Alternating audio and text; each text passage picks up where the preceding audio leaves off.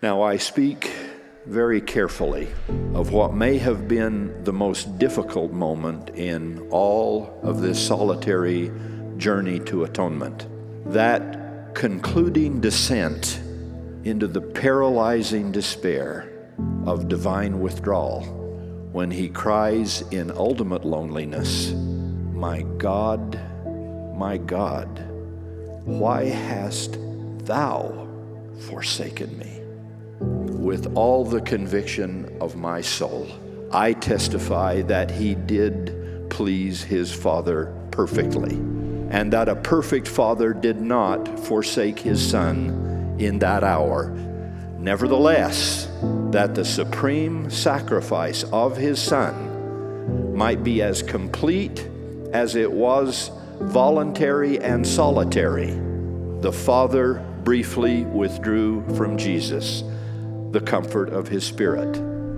It was required, indeed it was central to the significance of the atonement, that this perfect Son, who had never spoken ill, nor done wrong, nor touched an unclean thing, he had to know how the rest of humankind would feel when we did commit such sins.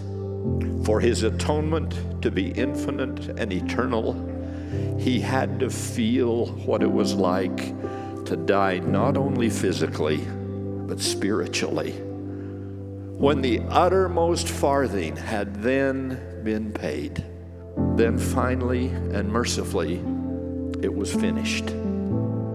Against all odds, Jesus of Nazareth, the living Son of the living God, restored physical life where death had held sway, and brought joyful spiritual redemption out of sin and hellish darkness and despair. One of the great consolations of this Easter season is that because Jesus walked such a long, lonely path utterly alone, we do not have to do so.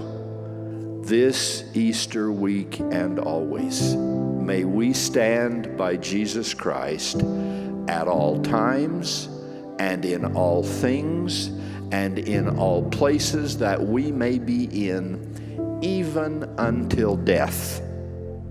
For surely that is how he stood by us when it was unto death, and when he had to stand entirely and utterly alone.